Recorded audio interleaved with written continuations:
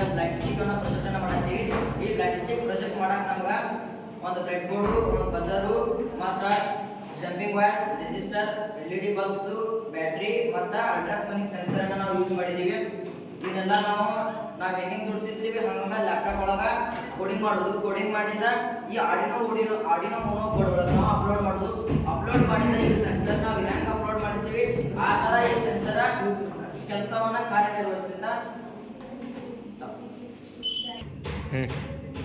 ಈ ಸೆನ್ಸರ್ ಇದೆಲ್ಲ use ಆಗತ್ತಂದ್ರಪ್ಪ blind stick ಅಂದ್ರೆ ಏನ ಬ್ಲೈಂಡ್ ಅಂದ್ರೆ ಬ್ಲೈಂಡ್ ಇದ್ದವ್ರಿಗೆ ಸ್ಟಿಕ್ ಬಡಿಗೆ, ಕುರುಡರಿಗೆ ಹಿಂಗ ಕುರುಡರದ್ದು ಹೋಗುತ್ತಾಗ ಈಗ ಮುಂದೆ ಏನಾರಪ್ಪ ಅಂತಂದ್ರೆ ಆಟೋಮೆಟಿಕ್ ಆಗಿ ಬಜಾರ್ ಹೊಡಿತೈತಿ. ನೋಡ್ರಿ ನಾನು ತೋರಿಸ್ತೇನೆ. ಈಗ ಕುರುಡ ಅಂತ ತಿಳ್ಕೊರಿ. ಕುರುಡ ಏನಾರ ಮುಂದೆ ಹೋಗುತ್ತಾಗ ಏನಾರ ಒಂದು ವಸ್ತು ಅಂತಂದ್ರ ಇದಲ್ಲೇ ಬಜಾರ್ ಹೊಡಿತೈತಿ. ನೋಡ್ರಿ ಮುಂದೆ ಏನಾರ ಮಾತ್ರ ಬಜಾರ್ ಹೊಡಿತೈತಿ. ಅವಾಗ ಆ ದಾರಿಯಿಂದ ಮತ್ತೆ ಬೇರೆ ದಾರಿಗೆ ಹೋಗ್ಬೋದು. ಇದರಿಂದ ಎಷ್ಟು ಯೂಸ್ಫುಲ್ ಆಗುತ್ತೆ.